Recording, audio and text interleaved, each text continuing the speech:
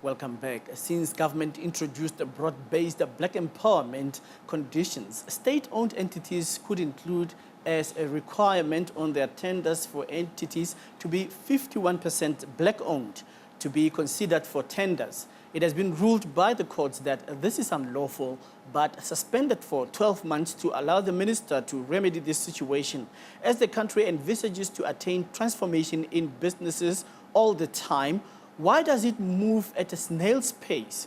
Does it happen through obligation or within the constraints of the law? Let's find out from Khomotso Teffo, who is an accountant from Lithiba Consulting. Thank you very much for coming through, sir.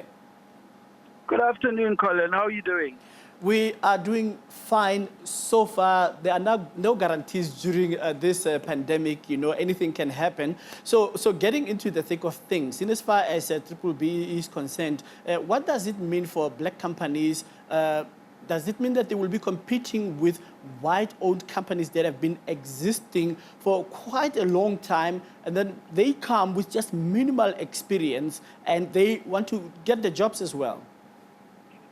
Colin, we must say this court ruling has come as a big blow to anyone who loves transformation, because I think this is one of the things that really gave black companies an opportunity to try participate. I mean, we all know where we come from as a country to say we still have a long way to go as black people. And we really need to say, let's be unapologetic by the steps that we take to say, how do we now ensure that black people can really participate in the economy and go head to head with all these companies that have been around for so long. And there's no way they can do it without any help. So when we have such rulings, it really becomes a setback to black entities to say they are really being set back from participating with everyone else in the economy. You know, with everything, it's still important that whatever laws are made, whatever is done, it must still be done within the constraints of the law. But we really have to start having movement towards inclusion of black companies in the economy. So what is the difference between this condition and the BE rating? You see, this condition is something where state entities were allowed to say on certain projects, they could allow entities to say to them, listen, for you to be eligible for this contract, you need to be at least 51% black owned. You see how the BE Act works, it says it's not only looking at black ownership, but it says entities must be helping black people. Don't get me wrong, the BE code is very good, but you could be an entity that has 25% black ownership but still end up on level 1. Or you could be a company that's 100% black owned but end up as a non-compliant or up to a level 6 or 7 because you are not doing anything to uplift other people. So the BE Act works a lot to say, what are you doing in terms of transforming your staff members, right? On each level of management, how many black people do you have, right? What are you doing to upskill them in terms of getting them to study? Are you offering bursaries? Are you offering learnerships? What are you doing to uplift other enterprises, even enterprises that you're not using? You know, are you helping any of those black enterprises? So the BE Act works very well in that aspect, but it doesn't really do much to say, let us now get black entities that are fully black owned and that are black run that can now go and participate on that level. So like I said to you, you can have an entity that's 25% black owned, but it's considered a level 1 entity. So now this was something that was saying, we don't care whether you're a level 1 or you're not, but are you 51% black owned? Remember, 51% says to you, you are now calling the shots. You run this company. And black people have not been allowed to do that. So you find a lot of companies that are still very much white owned, but you rent a black here and there who don't have any power and are owning 25%, not making any decisions. You see, we are not being afforded the opportunity to make decisions as black entities. And that really needs to start happening. And we need to be unapologetic about that, because we shy away from these conversations to say, what are we doing to transform black people as a whole and to ensure that they participate in the economy? And that really, really needs to happen. Do you think that black businesses are benefiting from preferential procurement and collaboration in as far as outsourcing and subcontracting is concerned? I'm asking this question in the context of some black companies which are 51% owned, collaborating with white companies, not knowing the job, and then when they get the tenders, they give it to white companies to do the job for them, and they name the price. Is that control and ownership?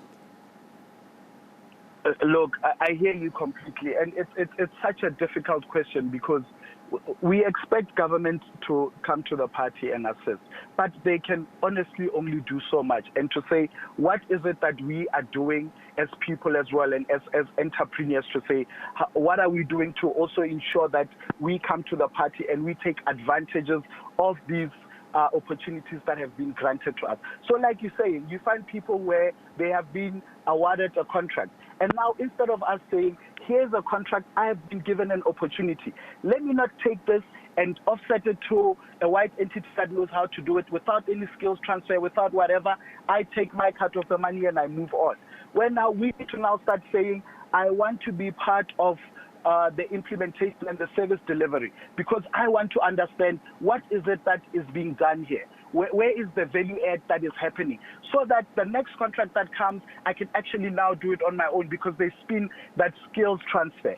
And really, with the BE Act as it is, we've been afforded a nice opportunity by government to say, let's allow black people to start participating. But if we are now the same people that take that opportunity and saying, we're not going to run with this, we are actually going to say, let us offload this to other people. So what we really need in this economy is, we need an education drive. We need to really go around and educate black people, one, on the opportunities that are available, and two, on the long-term benefits, not the short-term benefits. We need to be working on generational wealth to say, how do we uplift black people for the next generations coming, right? To say, how do we ensure that they are not just looking at how do I make money, but to say, how do I acquire the skill to ensure that even the generations that come after me will be able to benefit ongoing on the skill that we have. And that's really where we need to be thinking.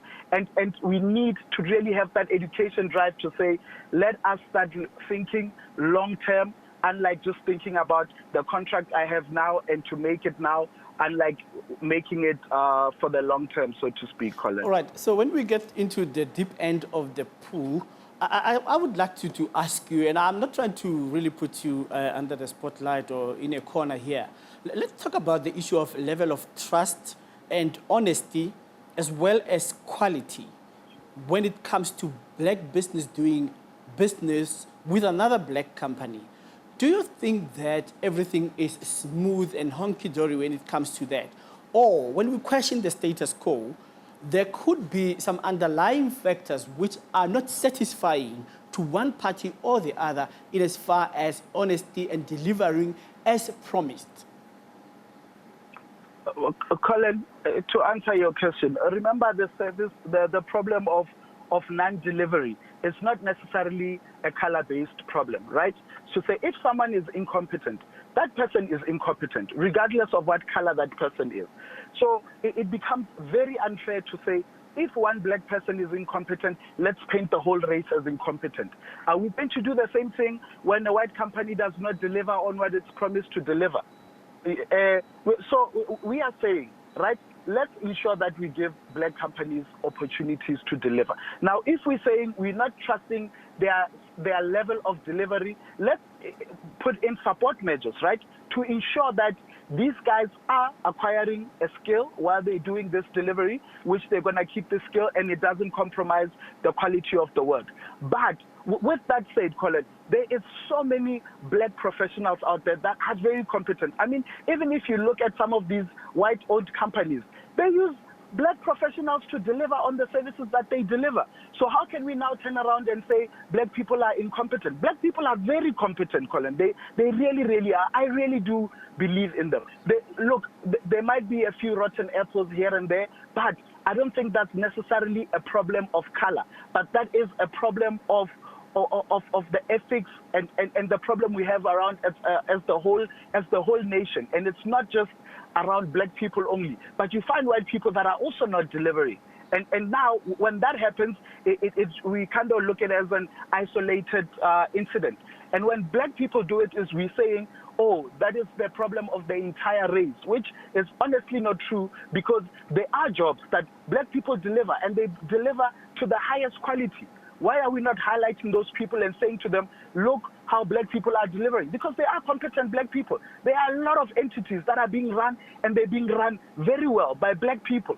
So when do we start talking about those, and when do we start blowing their horn to say, here are black people, they are competent, they are delivering, and their work is actually, in fact, better than the work that's being delivered by white people? So to answer your question, I don't think we have a problem of incompetent black people, because black people as a whole are not incompetent. But we do have a problem of a few people that are not competent. And against those people, we really have to take tough actions to say, they are setting us back as an entire race. And sometimes it becomes the excuse that is used to say, we are not going to give black people an opportunity to do anything because of this one person. Sometimes you even ask yourself to say, are black people being set up really to say, let's ensure this person fails so we can now say we no longer want to work with black people as a whole. So let's treat them the same way. Let's treat them as individuals, give them an opportunity, but give them the support, because we understand as a nation, we come from a place where we were never allowed the opportunity to participate in anything.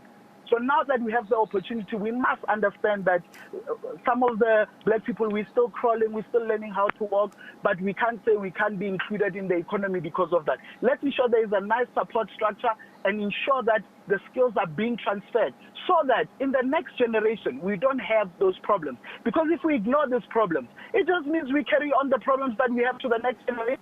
Okay. So it means our children and our children's children will have to carry on. All right, Mr. Teffo, I think that you have answered the question, and I have really pressed the wrong button on this day, which is, of course, our last day. Thanks for wrapping it up for us, and we'll catch up in the next year to take this discussion forward. And, of course, we need to call a spade, and you are hailing black excellence, which is a good thing to do. So let's take it further next year. But for now, let's leave it there and wish you all of the best in the holiday season. Thank you very much. Merry Christmas, colleagues. Sorry for taking I promise over. you, I will not press that button again. Thank you. Cheers. All right. Khomotso Teffo, consultant, an accountant rather, at Lithiba Consulting.